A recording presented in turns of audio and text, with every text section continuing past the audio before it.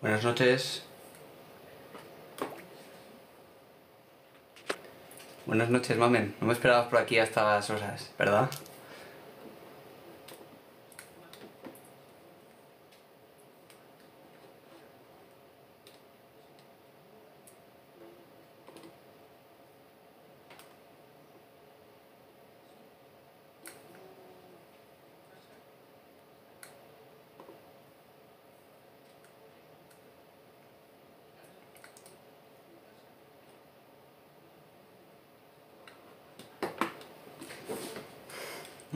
Sí, es porque, bueno, parece ser que me han invitado a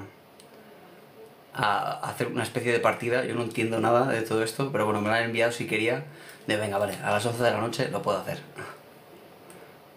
Una especie de partida, unos contra otros.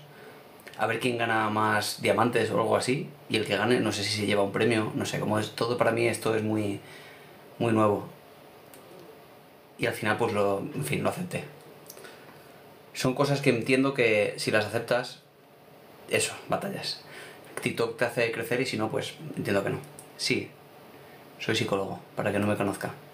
Bueno, y ¿qué es una batalla? Por tanto, tú que Elvira sabes lo que es una batalla y en qué se basa, porque no tengo ni idea. Entiendo que al final el objetivo es conseguir diamantes más que el contrincante, es lo que he entendido. Hasta ahí, todo muy sencillo. Pero en fin, no tengo, como digo, ni idea y veremos la experiencia qué tal. Así que, bueno, pues para mí la dinámica va a ser la misma. Vamos a hablar de psicología, que es mi campo y de lo que yo domino.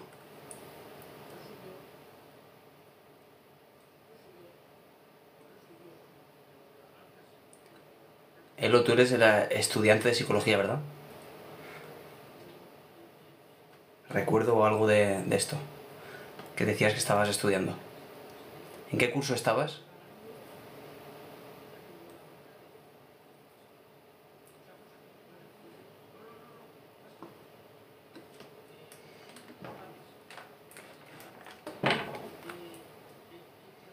Ah, empiezas cuarto, pues estás a punto ya de pasar por aquí conmigo como colaboradora como psicóloga.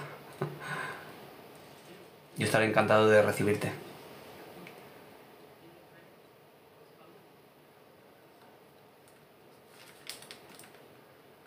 Hola Teresa, ¿qué tal? Pues en principio los fines de semana siempre me lo tomo libre, pero bueno, como tenía un rato, decía que me han invitado a una especie de batalla, que ahora me está explicando Elvira a qué se dedica la gente con las batallas o en qué se basa.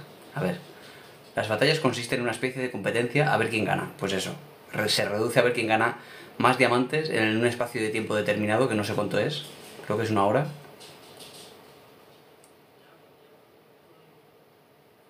Claro, yo pensaba, porque como digo no tengo ni idea, que íbamos a estar los dos en la pantalla, los dos contrincantes. Pero a la vez vi que el contrincante era una persona que me parece que no habla español, que era de otro país, y yo tampoco entendía muy bien cómo iba a ser esto. Pero no, ahora veo que no es así. Sí, pero ¿y por qué no está entonces hasta ahora? ¿O es que está en vista de conectarse? No tengo ni idea cómo ver. Así voy. Pero como eso todo, ¿eh? Me he ido. Sí, ¿verdad? Pues entonces estaremos a punto a ver.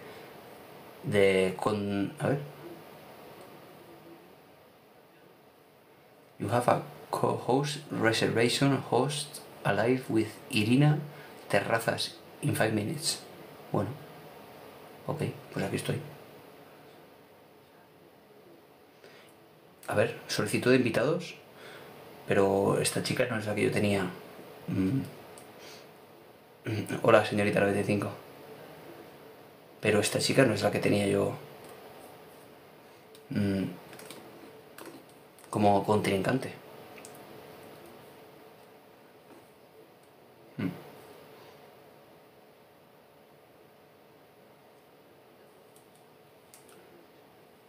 Es decir, que tú serías, Irina, la que hace la batalla contra mí, pero eso no es lo que me salía, ¿no? Como ves, soy nuevo, no sé si tú sabes un poco más de todo esto y me puedes guiar. Yo estoy pasando por un proceso de ansiedad e hipocondría. Hola, Vane. Y en parte es un poco lo mismo, quizá la hipocondría se basa un poquito más en poner el foco en aquellos síntomas de ansiedad que tienen que ver con el cuerpo. Bueno, Irina, pues si vemos que no se conecta nadie más, tú y yo nos ponemos en una batalla salvaje contra el uno contra el otro. Sí, pues nada, pues si hay que hacerlo así, no lo sé.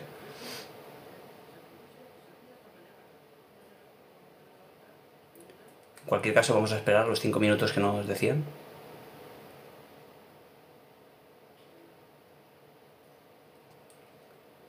Hola David, también soy psicóloga en el área educativa. Mi área es la educación especial. Qué bien. Hola Rebeca, sí, hoy me ha tocado trabajar también. No, en principio no, los fines de semana no trabajo, aunque desde luego podría haber empezado ya a trabajar los sábados por la mañana, porque tengo mucha gente.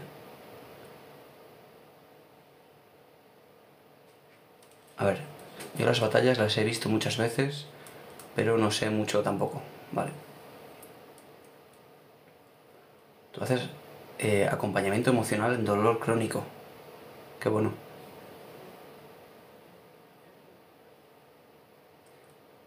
Bueno, me estoy dando cuenta que hay más gente de la habitual incluso y más preguntas de las habituales. Me doy cuenta de que es una hora, y entiendo también porque es fin de semana, que la gente pues se conecta mucho, ¿no? Por lo que veo. Me sorprende. También es que yo me conecto a las 10 de la mañana y tampoco es que sea la mejor hora para la gente que trabaja, por ejemplo. Pero es la hora en la que, digamos, en la que mejor sea todo lo mío, ¿no? Voy a intentar, como siempre, responder todo lo que pueda, pero veo que hay mucho movimiento. A ver, vamos por partes. Dices que haces acompañamiento emocional en dolor crónico. Muy interesante. ¿Y cómo se produce? ¿Cómo es eso? El dolor, el acompañamiento emocional, porque mucha gente no entiende qué es acompañamiento emocional. Parece que es comer un poco la cabeza a la persona o decirle, quizá incluso, no te sientas triste, no te pongas nervioso o nerviosa. Y el acompañamiento emocional no es así. Eso es, claro, ni de lejos es eso. Y muchas veces se puede ver al psicólogo como esa figura que sencillamente está. Que solo está y que le dice al paciente, si me necesitas, aquí estoy.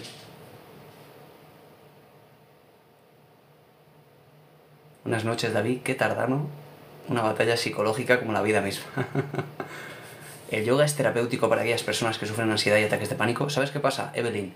Que el yoga, el mindfulness, la respiración, cualquier tipo de forma eh, con la cual cambiemos la estimulación fisiológica, la activación excesiva a nivel físico con respecto a la ansiedad, ayuda, pero no cambia la ansiedad. Porque la ansiedad sobre todo es desde aquí, desde la cantidad de pensamientos catastróficos imparables que empiezan a segregarnos esa cantidad de activación fisiológica, que podríamos decir que es por vía fisiológica el sistema nervioso autónomo en su rama simpática. Es una activación física producto de lo de aquí, de pensamientos muy concretos, catastróficos, de futuro que probablemente jamás ocurran. Por lo tanto, si tú te relajas y sales muy tranquila de yoga, cuando vuelves otra vez a pensar en eso, en aquello que es posible, ni siquiera probable que ocurra, vuelve otra vez el circuito a iniciarse y no vale para mucho más. Con lo cual ayuda el yoga, ayuda el mindfulness, ayuda la respiración, sí ayuda, pero no soluciona los problemas de ansiedad. ¿Ok?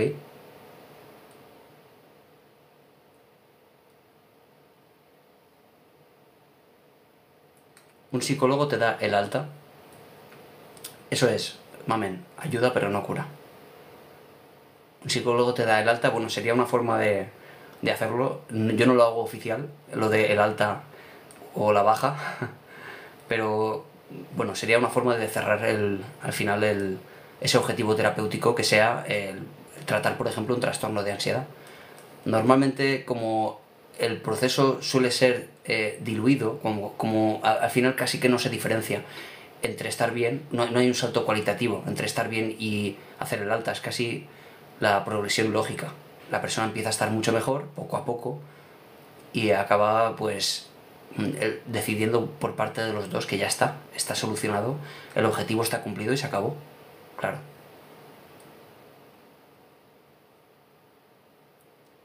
Yo no sé cómo frenar o entender pensamientos, no se pueden frenar los pensamientos, no es el objetivo tampoco. Se trata de aprender a quitarles la atención, a cambiar el foco, a redirigir el foco a otro pensamiento o a otra estimulación de tipo física o lo que sea. Ese es siempre el objetivo. No quitar un pensamiento porque no se puede. ¿Existe alguna manera de programar el cerebro para bajar de peso? ¿Programar el cerebro? ¡Wow! Programar el cerebro como si fuera un ordenador. No, al final todo es una cuestión de conducta. Eso es lo que tienes que aprender a controlar. La conducta, que está determinada por un montón de factores. La conducta se deja llevar en parte relacionada con el comer por factores incluso visuales de la alta palatabilidad de los alimentos. Las bolsas de patatas, las chocolatinas tienen una altísima palatabilidad, es decir, mucho azúcar, mucha sal. Genera una activación fisiológica solo por el hecho de verlas. ¿Cómo controlar todo eso? Programando, anticipándose a ello, quitando toda esa cantidad de comida al alcance y por otra parte generando estructura, disciplina. ¿Cómo vas a ir enfrentándote a todas las dificultades que vayan apareciendo? Porque una a una todas esas dificultades resueltas, es decir, soluciones prácticas a cada una de ellas, llevan a que tú seas disciplinado. ¿Vale? Esa es la idea.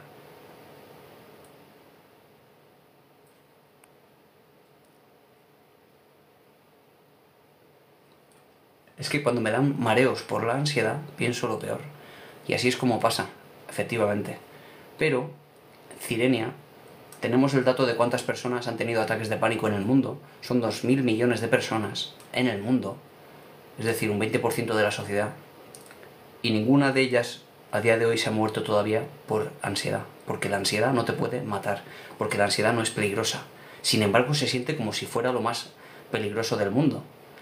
Esto nos lleva a poder, como decía antes, generar pensamientos alternativos, de tipo me va a dar un infarto, me voy a morir, porque si lo que tienes es lo mismo que has tenido en las últimas ocasiones, es ansiedad por tanto, puedes estar segura de que no te vas a morir por ello. Es un pensamiento al cual poder prestar atención.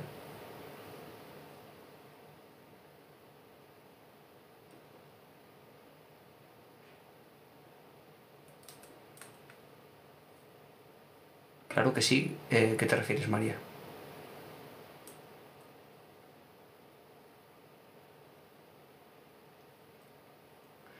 Has empezado a tener ansiedad ahora en la perimenopausia. ¿Por qué razón? Porque no hay necesariamente una relación entre una cosa y la otra. A ver, ¿qué me dice Elo? Yo le ayudo a que te gestiones el dolor para no rumiar más de lo necesario y no aguante muy bien.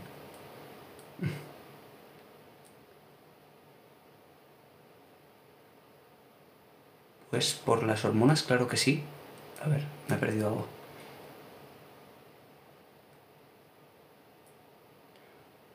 La terapia MDR, lo he dicho muchas veces, pero lo voy a volver a repetir para aquellos que no lo sepan.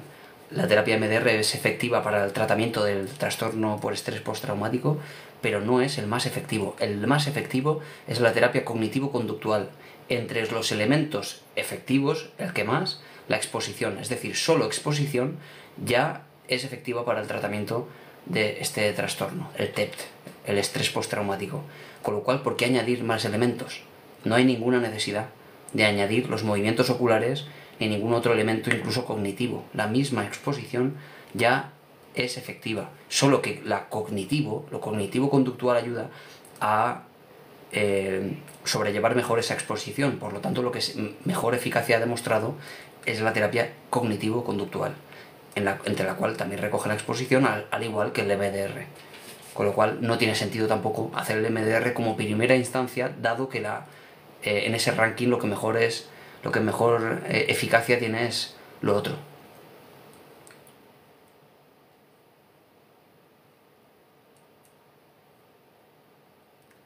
Las hormonas desregulan, lo digo por la pregunta de la menopausia y la ansiedad. Ah, vale. Sí, pero, por ejemplo, Valeria, el hecho de que las hormonas entren en un proceso de desregulación por el que todo el mundo, todas las mujeres en este caso pasan, no lleva a que una persona tenga ansiedad, porque si no todas las personas con la perimenopausia tendrían que tener ansiedad, y no es así. Con lo cual no justifica, porque siempre la ansiedad supone un montón de factores, entre ellos quizá genéticos, a razón de procesos biológicos, como puede ser la menopausia. Pero nunca hay que suponer que un proceso biológico va a llevar a tener problemas psicológicos, porque la ansiedad es un problema psicológico. A no ser que sea pues, una ansiedad nada grave, sencillamente una ansiedad como una respuesta emocional como cualquier emoción. Tienes distimia diagnosticada y he perdido la ilusión por todo. Es muy duro.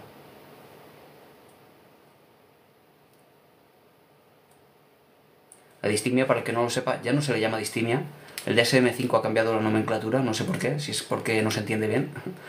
Ahora le llaman depresión crónica a eso que no es tan grave como, no es tan intensa como la depresión, el episodio depresivo mayor, pero es más duradera, dura años.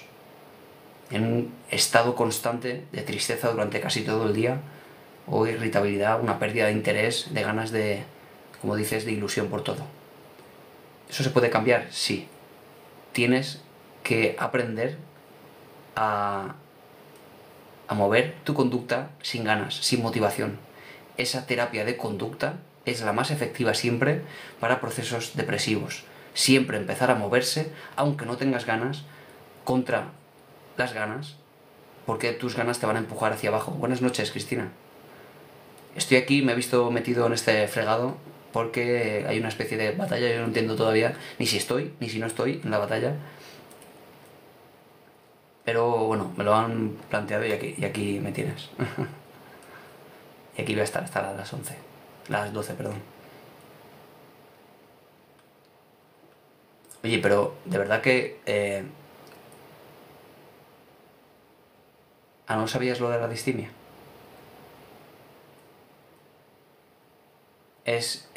Incluso presente, está presente en niños también. Se considera dentro del criterio para niños que en vez de tener tristeza durante casi todo el día, es la irritabilidad el criterio importante. Para que veáis que los niños también tienen todo este tipo de problemas. Se consideraba hace mucho tiempo que los niños eran, por estar en ese periodo de tiempo tan feliz, era imposible que tuvieran ansiedad o depresión, pero claro que pueden tener. Y he tenido muchos casos de niños con 5 años que vienen a consulta que de verdad están no solo hundidos ellos, sino la familia, porque claro, ni duermen y están irritables, generan un malestar tremendo en la familia y eso necesita de una solución, porque pasan los años y acaba uno amargadísimo.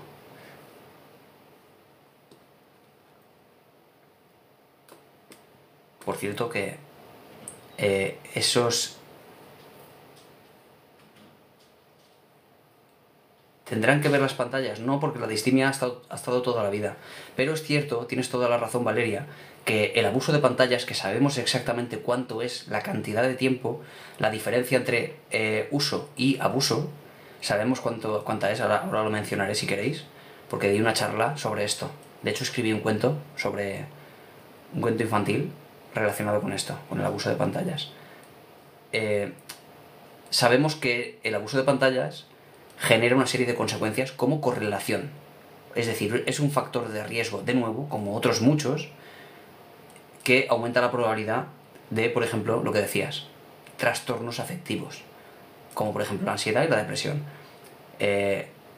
También sabemos que tiene que ver con problemas del aprendizaje, no solo el TDAH, sino problemas de tipo dislexia, problemas de lectura, problemas de, en fin, del proceso lectoescritor, problemas de insomnio, un montón de problemas psicomotrices de todo tipo. Todo eso se ha visto que el abuso lleva a algún tipo de correlación con ese tipo de trastornos, así que es mucho mejor tenerlo en cuenta como, de nuevo, un factor de riesgo. Claro, ¿a quién se le ocurriría a día de hoy darle de fumar a su hijo? o darle alcohol a su hijo cuando le duele una muela. A nadie se le ocurriría, ¿verdad? ¿Por qué no se le ocurre? Porque los estudios de un tiempo a esta parte han demostrado que eso es muy malo para el cerebro en desarrollo de los niños y a día de hoy estamos muy concienciados. Nadie se le ocurriría darle alcohol. Con las pantallas no pasa así, no está concienciada la gente. Con lo cual, con el tiempo y con los estudios científicos se llegará un momento en el que una persona dentro de 30 años dirá: ¿cómo se te ocurre ponerle 3 horas a la pantalla, a un niño con una pantalla? Será incluso será un problema visto ya en contexto. ¿Cuáles exactamente los límites que recomiendan la Asociación de Pediatría Americana, la APA? Que es, por cierto, la que hace, la que aporta datos también desde el punto de vista estadístico, es decir, no solo se basan en opiniones de expertos, sino en una serie de estudios estadísticos a nivel general para poder valorar los criterios, ¿no? ¿Cuáles son los criterios? Los criterios son, me refiero a la diferencia entre uso de pantallas y abuso. Son para niños de 0 a 2 años, cualquier uso es un abuso, porque su cerebro está en plena expansión, las neuronas están todavía por definir dónde tienen que acabar y dónde van a empezar sus procesos de arborización. Todo eso empieza empieza antes de nacer, de hecho, pero hasta los 2 años es esencial que no haya algo que lo frene, como son, por ejemplo, las pantallas. ¿Por qué? Porque el niño necesita de psicomotricidad para aprender. El niño que no se mueve no aprende. Por lo tanto, un niño que está mirando una pantalla fija durante 3 horas es un niño que no se mueve en un momento del desarrollo que necesita eso para aprender, ¿no? Así que de 0 a 2, nada. Y de 2 a 6 años, 1 o 2 horas al día. Claro, fijaos, ¿no? Qué difícil. De 6 a 12 años hablamos de 3 horas como mucho. Pero del sumatorio de todas las pantallas, incluidas la televisión. Con lo cual hay estudios estadísticos en España, por ejemplo, que nos dicen que más del 50% nos pasamos. Incluso el 67% están incluso más de 6 horas al día. Es muy preocupante esto porque, dado el dato, dada la asociación, la correlación, evidentemente en el futuro vamos a ver el aumento de la incidencia de este tipo de trastornos, porque está asociado como un factor de riesgo. ¿Hay probabilidad de que a tu hijo le dé? No, no es que haya probabilidad de que a tu hijo le dé. Es que si lo vemos en sociedad, en toda la sociedad infantil en su conjunto, vamos a ver un aumento de la incidencia a causa de ello, evidentemente. ¿Qué especialista me puede ayudar dentro de la psicología? Porque hasta ahora no me ha mejorado. A ver de dónde viene esto.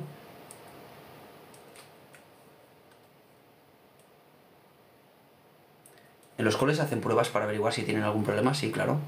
Cuando se detecta algún problema del proceso lectoescritor, por ejemplo, o de TDAH, ellos te hacen un informe psicopedagógico que luego tú llevas al médico y a través de eso incluso se pueden pedir ayudas, becas, etc. A ver, ¿de dónde venía esto que me has dicho? El maromántica. Tengo sentimiento por duelos traumáticos y me están dando palpitaciones nocturnas, miedo a dormir. Bueno, pues necesitas un psicólogo clínico, un psicólogo que siga la metodología científica, la cognitivo-conductual. Eso es, Elo. Claro, ¿por qué digo cognitivo-conductual? Es que es lo único que podemos llamar psicología. Porque un psicoanalista no podemos llamarle psicólogo. Un psiquiatra no es un psicólogo tampoco. Un psiquiatra es un médico que se ha especializado en salud mental, tampoco es un psicólogo. Claro, con lo cual tú necesitas, si aparte de los problemas psicológicos o quizá por la gravedad necesitas aparte... ¿Aquí me sigue saliendo lo de Diana?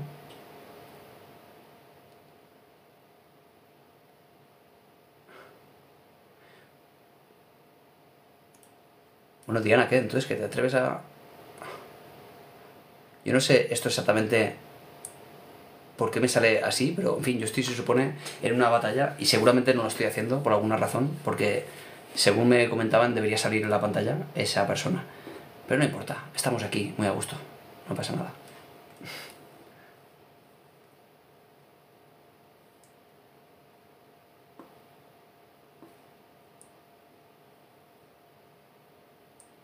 Eso es. Valeria, la terapia cognitivo-conductual es la terapia científica. Es que, ¿sabes qué pasa? Me doy cuenta de que a una persona que se ha sumado por alguna razón, por la razón que sea, porque habría muchas razones, pero por alguna razón se ha sumado a ese movimiento de forma además muy emocional, muy sentimental, a los movimientos de terapias alternativas, ven un proceso en su cerebro de rechazo absoluto en el momento en el que alguien nombra la palabra científico. ¿Pero qué es la ciencia? Y lo digo muchas veces. La ciencia no es un grupo de señores que se creen saber más sobre nada. La ciencia solo es un método de conocimiento. Es que tenemos tendencia a pensar que está corrompida, que hay intereses detrás. Bueno, hay corporativismo siempre en todas partes, hay presión de lobbies siempre, ¿de acuerdo? Pero la ciencia solo es un método, una forma sistemática de conocer la realidad. Si tú haces un estudio científico, tendrás datos que si además se replican, porque la ciencia necesita no solo de demostrar en un estudio aislado, extraño, sino que de luego se pueda replicar en otra parte del mundo con nuevos investigadores que no tienen nada que ver. Además, lo mismo, de la misma manera, siguiendo la misma metodología. La ciencia solo es eso, un método. Entonces, por alguna razón, la gente que sigue ese tipo de terapias alternativas ven un cierto rechazo hacia esa palabra por el mero hecho de que demuestran los científicos sus teorías. No se quedan en a mí me ha funcionado, no se quedan en le funcionó a mi prima la de Cuenca. No me sirve de nada que te funcionase a ti si no sabes por qué funcionó. Si fueron otros factores que tú no incluiste en tu estudio, porque no estabas estudiando nada, los que afectaron a ese efecto. Tú no sabes la causa. Los estudios científicos descubren las causas de las cosas, descubren la relación entre factores, descubren factores moduladores de esa causa. Y eso es lo verdaderamente interesante. Por lo tanto, la psicología científica es lo que necesitamos, evidentemente, para tratar un trastorno. No una terapia alternativa. ¿Alternativa a qué? A la ciencia. ¿Alternativa a qué? Si algo no funciona, porque nada te ha funcionado, entiendo que uno acuda a una terapia alternativa, pero teniendo un método científico que validado, y 1000 veces validado, ¿por qué acudir a una terapia alternativa de primeras? No tiene ningún sentido. Terapias alternativas, que muchas de ellas han sido puestas a prueba y no han demostrado eficacia, que muchas veces son efectos placebos, muchas veces son efectos no solo placebos, sino que directamente no ha podido demostrarse relación entre la causa y el efecto. Es decir, no vale la pena. ¿Por qué tirar por esa rama? Es casi como el que tiene un cáncer y rechaza la quimio, pudiendo salvar su vida con la quimio, y acude directamente a un señor que dice que tiene una máquina o que dice que un producto de lo que sea mezclado con lejía le va a curar ese cáncer, o bebiendo agua de mar, por ejemplo. No tiene demasiado sentido. Según la psiquiatría, la psicología no es científica, erróneo. Esa acepción no es cierta. La psicología es una ciencia desde el siglo XIX, y la psiquiatría y la medicina también lo es desde antes incluso. La psicología se separó del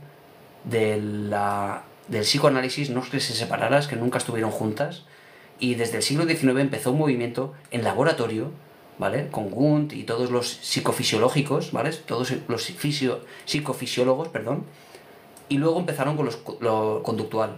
Y eso ya es puramente científico y colabora con la psiquiatría. La psicología no está enfrentada a la psiquiatría, se ayudan mutuamente en el ámbito público. ¿Qué opinas del psicólogo Rafael? No sé quién es Rafael. La psiquiatría no está enfrentada a la psicología. El psiquiatra no es psicólogo, no es especialista en psicología, es especialista en medicina, especializado en salud mental. Opera por la vía biologicista ese tipo de trastornos. Pero no son lo mismo, ¿vale? No tratan desde el mismo punto de vista.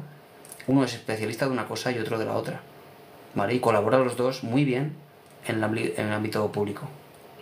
Bueno, gracias por esa rosa, por cierto. Se supone que estamos en una batalla, no sé contra quién exactamente, pero se supone que ganará el que más premios consiga. Así que os animo a que me enviéis premios, regalos, rosas o lo que sea, ¿no? Rafael Santandreu. Espérate, estoy intentando acordarme exactamente de quién es. Rafael Santandreu. Sí que me suena. Claro, pero ¿sabes qué pasa con los psicólogos famosos? Que claro, yo no los he seguido. Yo no veo vídeos de psicólogos, por ejemplo. Sí que he escuchado y he visto algunos aislados, ¿no? Pero no, yo no llego a ver vídeos de gente y no suelo seguirlos mucho porque yo me centro en los estudios, ¿no? En cómo hacen ellos también, ¿no? Ellos han estudiado a nivel académico a través de todo ese ámbito y han desarrollado un poco pues su forma de comunicar y es un poco mi camino también, lo que estoy desarrollando, pero no he tendido hacia eso, no he tendido hacia seguir el camino de otros cuando mi camino ha sido el de seguir los estudios científicos, al igual que él, ¿no? Él ha hecho lo mismo. Él no se ha formado, me refiero, escuchando a otros psicólogos. A eso me estoy refiriendo y no quiero en absoluto desmerecer a otro psicólogo jamás. A no ser que no sea un psicólogo y sea un farsante. Pero no creo que sea el caso porque si bien no recuerdo, Rafael Santandreu es un psicólogo cognitivo-conductual muy reconocido. ¿Sabéis cuál me gusta mucho a mí? Que sí que lo he visto en alguna ocasión y sobre todo he leído de él. Es... a ver si me acuerdo del nombre y luego lo comentaré, que alguna vez lo he mencionado en mis charlas, porque es neuropsicólogo. Neuropsicólogo matizando esto porque no existe esa especialidad, pero ha sacado másters en neurociencias, a ver cómo se llama. Álvaro Bilbao, os sonará. Álvaro Bilbao, que también trata a niños y me gusta su forma de comunicar. Sí, la psicología es una disciplina científica. Eso no hay ninguna duda, ¿vale? Esto ya como digo, desde hace ya varios siglos.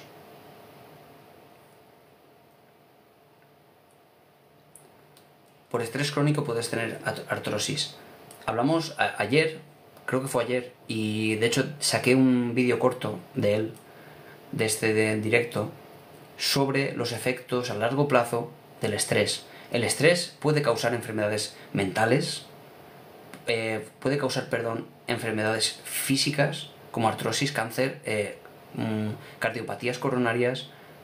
No puede. No es causa el estrés de nada. Absolutamente de nada.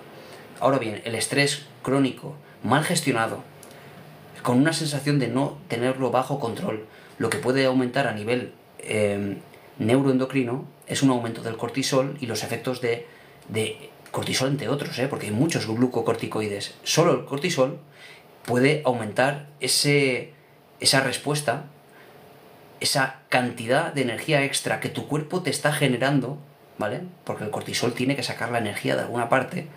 Lo que acaba pasando es que el cuerpo extrae la energía del sistema inmunitario. Porque el sistema inmunitario, para hacer frente a algo inminente que tienes delante, no es necesario que tenga energía. Con lo cual acaba viéndose deteriorado el sistema inmunitario, con un estrés crónico, mal gestionado, más bien con ansiedad, ¿vale? ¿Puede eso derivar en problemas de cualquier tipo? Que aumente la probabilidad, como digo, como un factor de riesgo más, entre otros, para tener artrosis. Bueno, pues será, como digo, un factor más. No va a determinar jamás que tú tengas artrosis porque tengas estrés.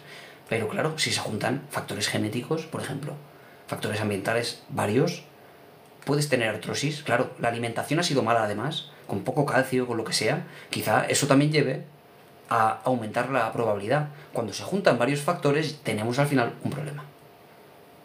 Esa es la causa de todas las enfermedades, la multicausalidad. Nada causa nada por sí solo, ni siquiera el tabaco es causante del cáncer de pulmón, como sabéis. Solo como factor de riesgo aumenta la probabilidad de tener cáncer de pulmón. Y la relación es de 2 a 10. 2 de cada 10 fumadores tienen cáncer de pulmón. Para que veáis que ni siquiera con el tabaco es del 100% ni de lejos. Nada causa tal enfermedad. Es siempre correlación. ¿Ves, Cristina, que es más complejo? Que el cortisol es un glucocorticoide. A través de la neurohipófisis se genera en el cuerpo a razón de varias variables. No solo porque tengas estrés. Porque el estrés, sabemos desde Lazarus y Folman en los años 70, que generará cortisol si tú sientes que la situación está fuera de tu control. Si tú sientes que en realidad te está dando vida, que el estrés, como mucha gente que trabaja y le gusta su trabajo y le da energía y vive bien y le encanta el movimiento, y el ajetreo, porque vive feliz con ese ajetreo, y si no le da una depresión por no tener tanto ajetreo, esa gente no segrega a largo plazo cortisol, por mucho estrés objetivo que tenga. El cortisol es una respuesta neuroendocrina que tiene que ver con cómo estás viviendo ese estrés y con la sensación que tienes tú de tus herramientas de afrontamiento. Con lo cual, bueno, me dices que cómo puedes analizar. Eso no lo acabas de saber, cuánto cortisol tienes. Leed por qué las cebras no tienen úlceras. No lo he leído.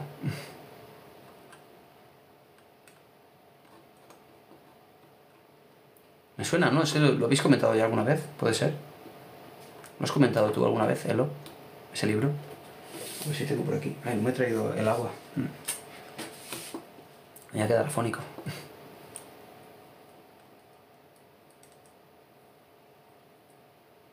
¿Y de qué habla ese libro? Yo creo que lo has mencionado tú, me suena.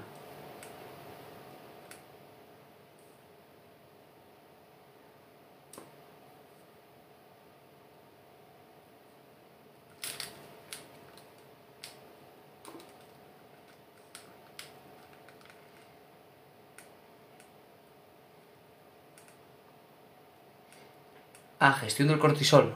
¿Y qué conclusión sacas de ese libro respecto de eso? De la posibilidad de manejarte en el estrés con tal de que el cortisol no te afecte. Y el cortisol es lo de menos. El problema es la respuesta que tiene, de dónde extrae la energía ese cortisol, que en buena medida es del sistema inmune. Que hay que ser cebra. Pintarse el cuerpo de rayas. ¿Qué conclusión sacas de este libro?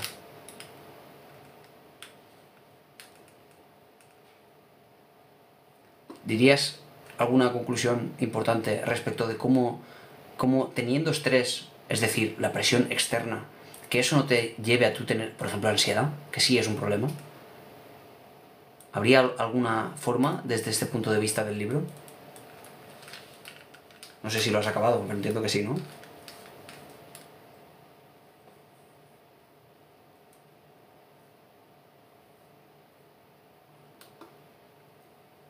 Estoy poniendo en un compromiso, Elo. Quizá algún día, como psicóloga, pues tú misma lo expreses aquí mismo. El humano anticipa y posterioridad de estrés no real, ¿vale?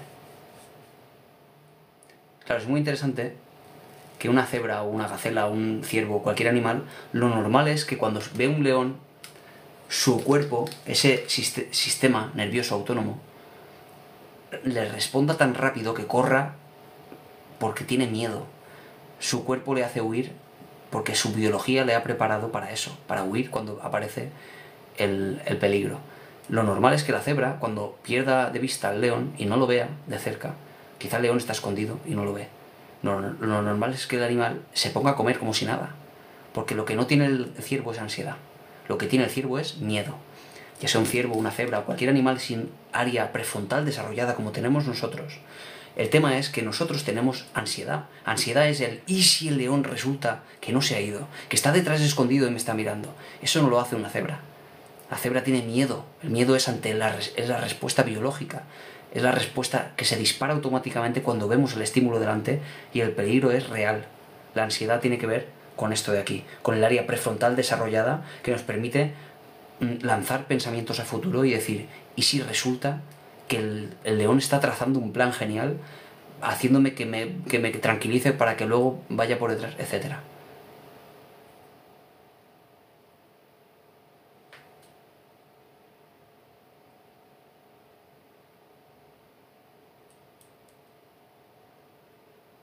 Hola, Ezequiel. Bueno, a mí me va mandando aquí pequeños comentarios de la aplicación. No estoy muy seguro de qué tengo que hacer para empezar la batalla, si es que la estoy haciendo, si no la estoy haciendo, no lo sé. En fin. Si no, quedará como una anécdota maravillosa. Porque yo siempre estoy muy a gusto aquí con vosotros. Pero en fin, entiendo, Elo, que es eso a lo que se refiere el libro. Claro, como ves, Elo, yo no leo libros escritos por psicólogos sobre este tema. Sin embargo, lo que leo yo son los libros de texto de los cuales se extraen estos libros, al final, ¿no?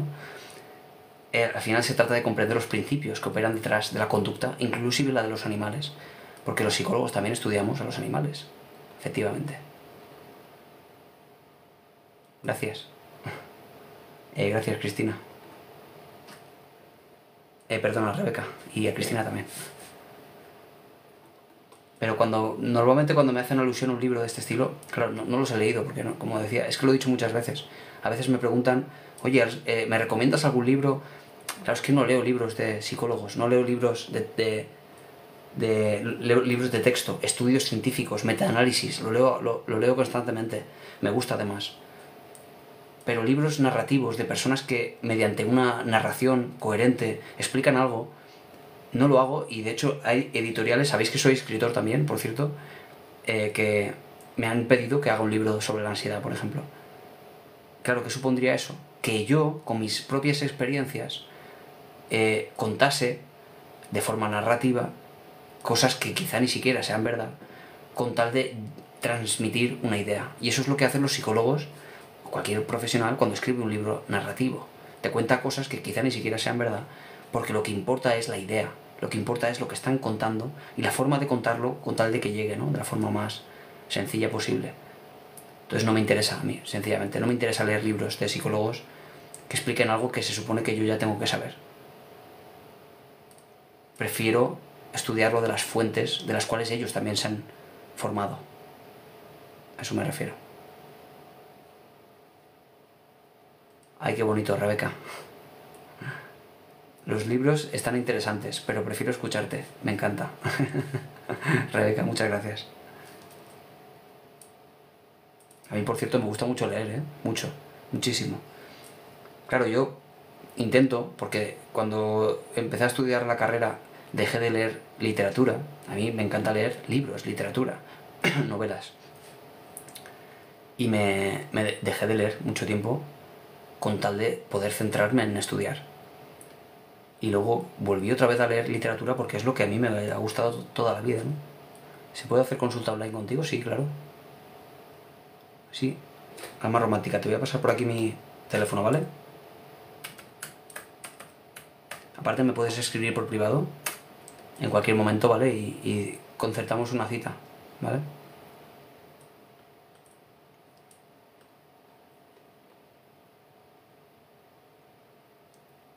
Pues Ezequiel, resulta que estoy aquí y no era una hora prevista, pero bueno, que ya ves, yo encantado.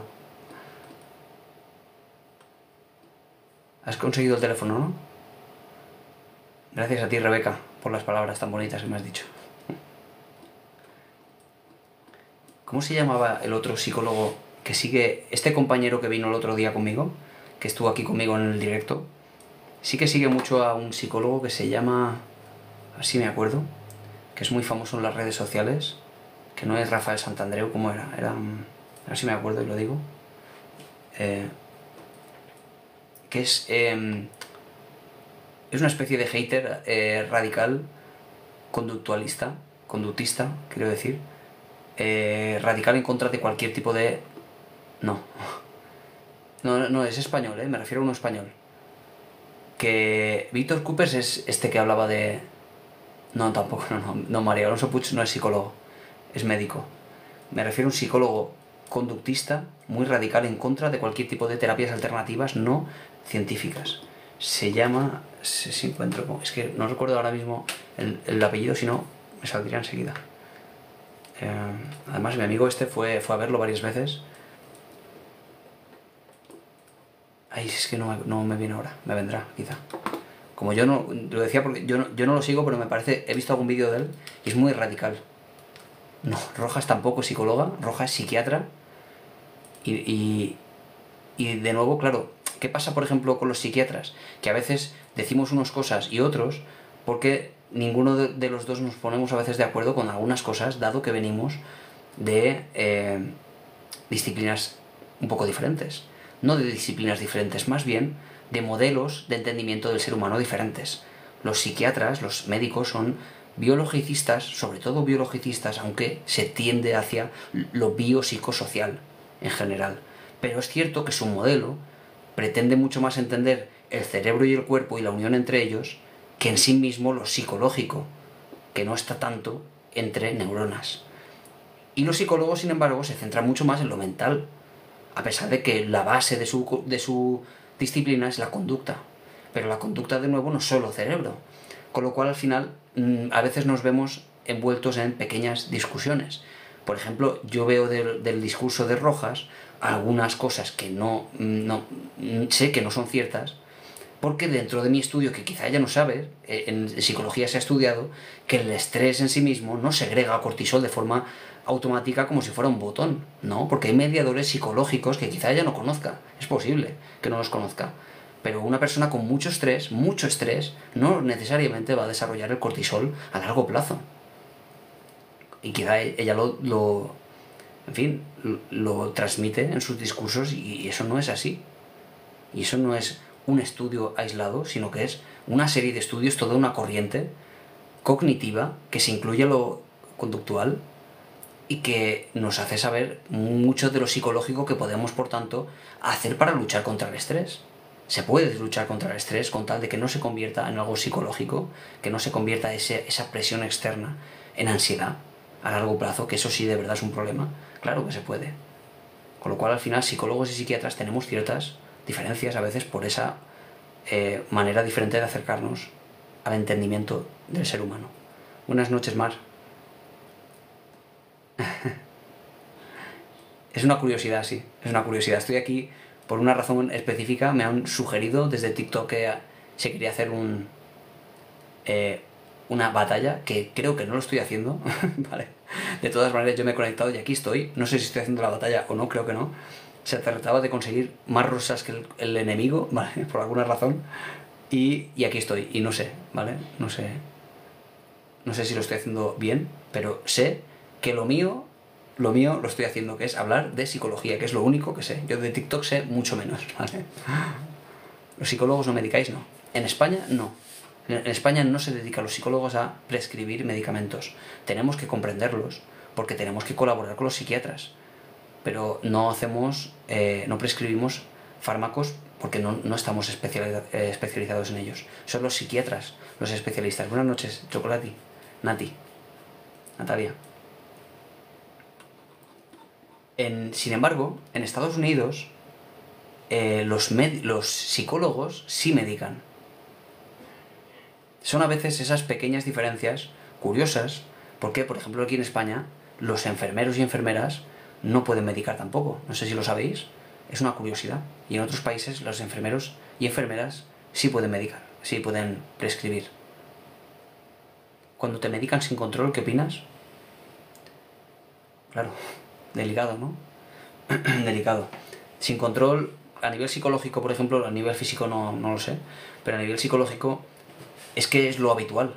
Si tú vas al médico por ansiedad, ya está, automáticamente. No te hacen un test a ver si tienes ansiedad, no te hacen un test a ver si tienes depresión, no te hacen una evaluación clínica, ni siquiera te llevan al especialista, al psiquiatra, que sería el especialista en todo caso de salud mental. No, directamente te dan una caja de pastillas como prescripción automática, ansiolíticos o antidepresivos, porque sí, con lo cual ya empezamos muy mal. Es medicación sin control, por tanto, porque es una especie de solución de parche a un problema sistémico, que es que no hay suficiente inversión, quizá, dinero en general, para solucionar la cantidad de pacientes que hay con ansiedad y depresión, que son el 20% de la sociedad. Es mucha gente. Y las pastillas son baratas, fáciles de administrar. Con lo cual, ese problema sistémico es la única manera que han tenido de resolverlo, sin que esto suponga para este sistema una crítica. No sé cómo se solucionaría, no tengo la solución, pero sé que es así. Ahora lo hacen los de cabecera, un terror. No, lo han hecho siempre. Es un problema. Hola Maravilla, buenas noches. Yo para mí que no estoy haciendo esta batalla, no sé, me da a mí que no. Ahora cuando corte el directo, veré qué ha pasado. Veré si estoy de verdad en la batalla. Aquí me sale algo, sí, puede ser que sí, no sé, ya lo veremos. Ahora cuando se corte. Ahora veremos. Bueno, sí, parece que sí, ¿no? Es decir, esta otra persona que está enfrentada a mí, parece que está en directo. Bueno, pues no sé, igual estoy en la batalla o quizá no.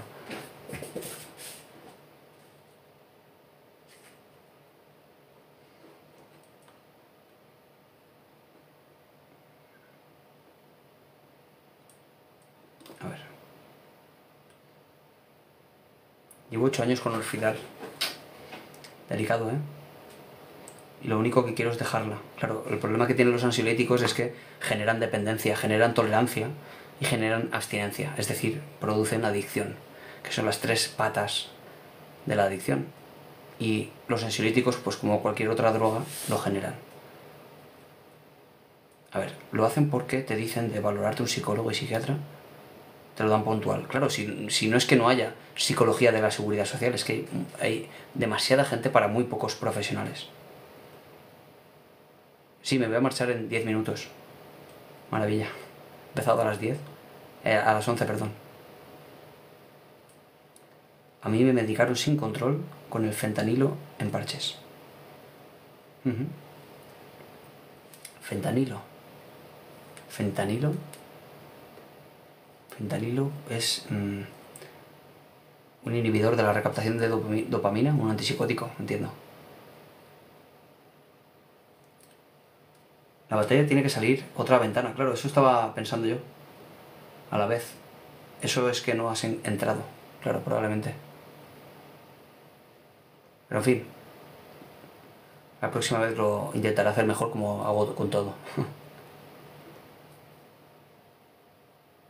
Yo creo que lo de las batallas es para otro tipo de contenido más casual. Sí, claro, pero...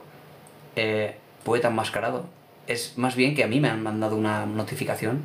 Me han dicho, ¿quieres hacer una batalla contra esta persona a tal hora? Digo, claro. Y aquí estoy. No se trata de que lo haya buscado, ni que lo haya provocado, sino que me han llamado ellos. Entonces no se trata de yo ir imponiendo un contenido para las batallas, ni mucho menos.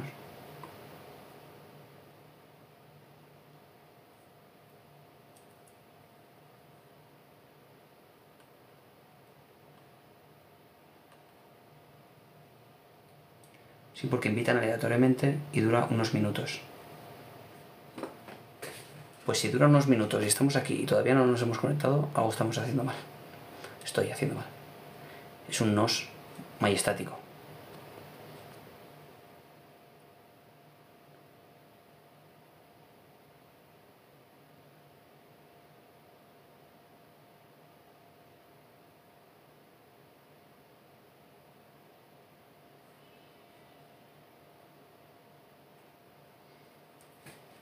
Adiós, Rebeca, un placer estar por aquí, que estés por aquí. A mí me hubiera molado un conductual contra un Gestalt. Claro, por eso yo cuando me mandaron esta notificación y como que buscaron al otro contrincante, suponía yo que el contrincante iba a tener alguna relación, pero ni de lejos. Con lo cual me parece... Bueno, me ha salido por aquí para darle la invitación al contrincante y me ha rechazado la notificación. Con lo cual, bueno, aquí estamos. No tengo consulta en Madrid, pero hago consulta online. Vale, si quieres te dejo mi teléfono por aquí. Y me puedes escribir aparte por privado si quieres. Para ese objetivo, ¿vale?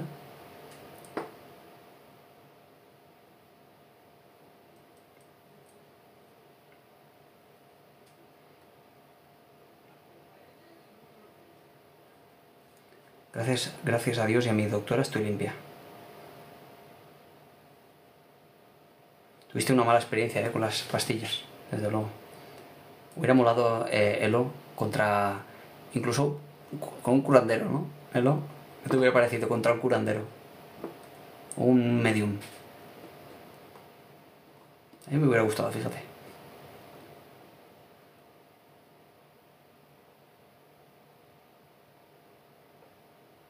Y depende de los seguidores que tengas en ese momento y el apoyo con regalos. Bueno, el caso es que la persona con la que tenía que enfrentarme creo que me ha rechazado la la invitación, pero bueno. Hay mal, pobrecita, mal.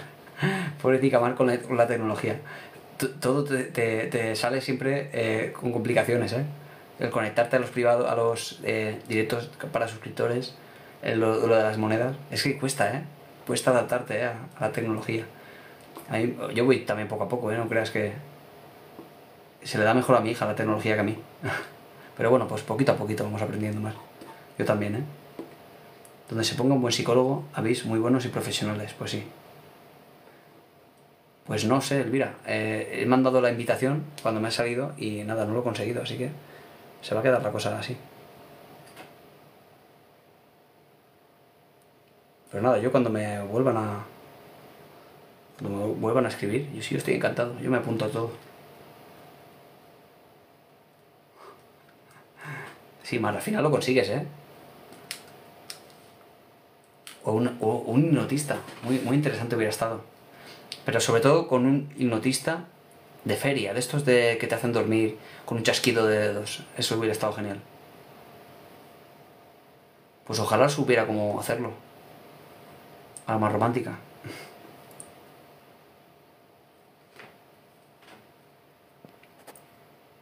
Me acaban de llamar trans por decir que pensaba que un libro adoctrinaba. Sí. Que un libro... ¿Puede un libro adoctrinar? Sería una buena pregunta, ¿no? En las batallas no hablan nada de interesante nunca. Sí, es lo que decían por aquí, ¿no? Que quizá no sea el contenido más habitual para una batalla.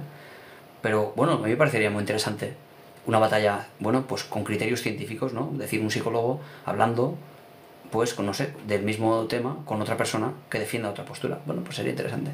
Pero entiendo que TikTok no ha pretendido eso. Anda. ¿Vosotros creéis, por ejemplo, esas personas,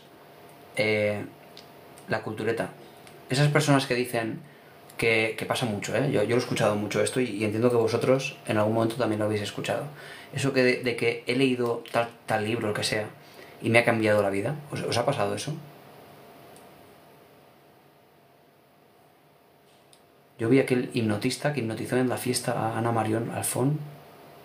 Fue surrealista.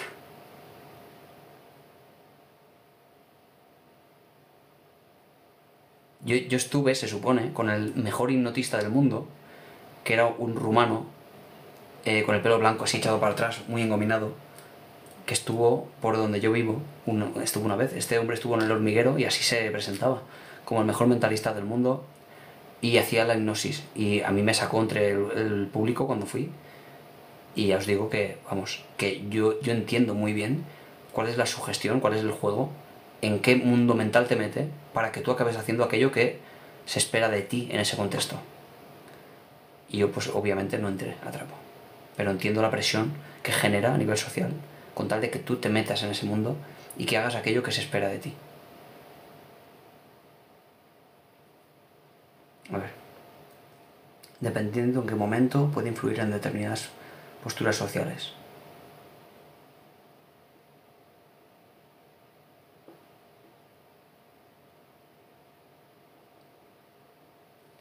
Claro, es que ese es el tema, Lolis, perdón. Entiendo que lo que suele pasar es que un libro a una persona le marca, le llena, le cambia la vida, por así decirlo, y a otra persona el mismo libro no le dice nada. Por lo tanto, el libro no es efecto de nada, no es causa, perdón, de nada.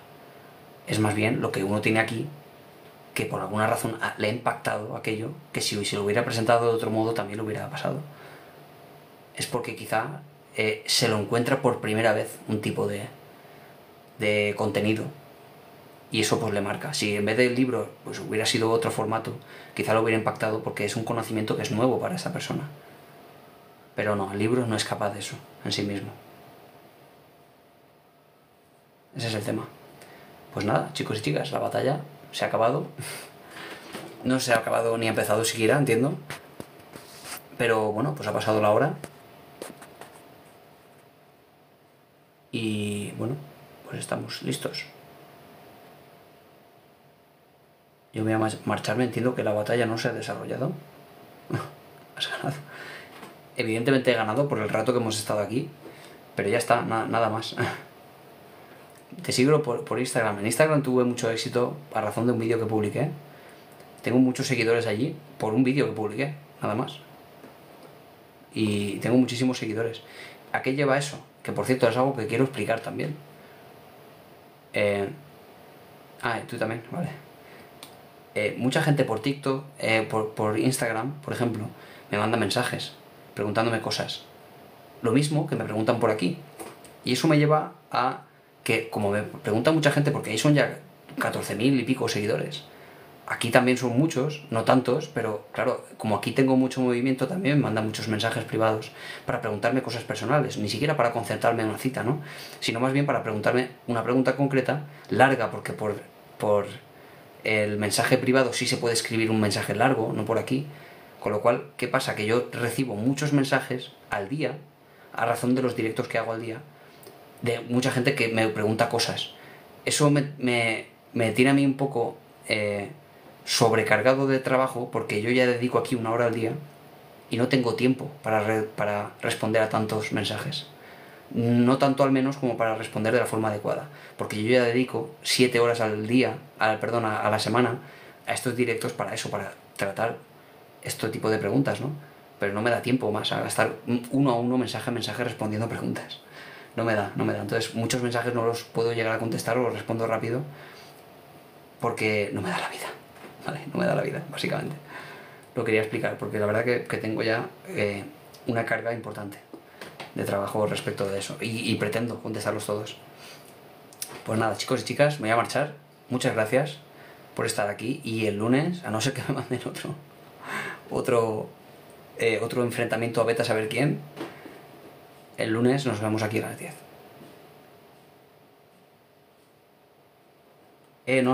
No, pero ¿te refieres a por aquí? No, la cultureta, por aquí no me sobrecargas nunca. Nadie me sobrecarga por aquí.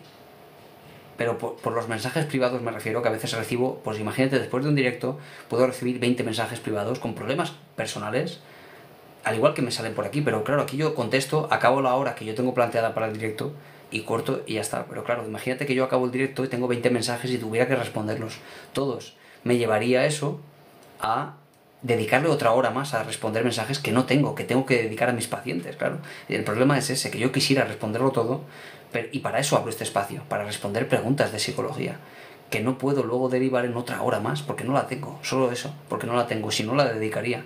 Supondría eso, dedicársela a quitarle a mi familia tiempo para poder contestar. Eso es. Ni siquiera es quitárselo al trabajo, sino quitárselo al tiempo para la familia. Pero no, por hablar por aquí estoy encantadísimo de que preguntes lo que quieras. Y no digo que no me puedas escribir cuando quieras. Solo que con mensajes muy largos que me cueste mucho contestar, es difícil que los conteste todos. Eso me refería. Bueno, de verdad un placer, a todos. Nos vemos el lunes, entonces.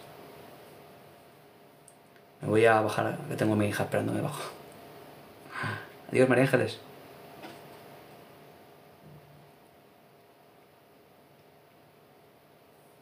Claro.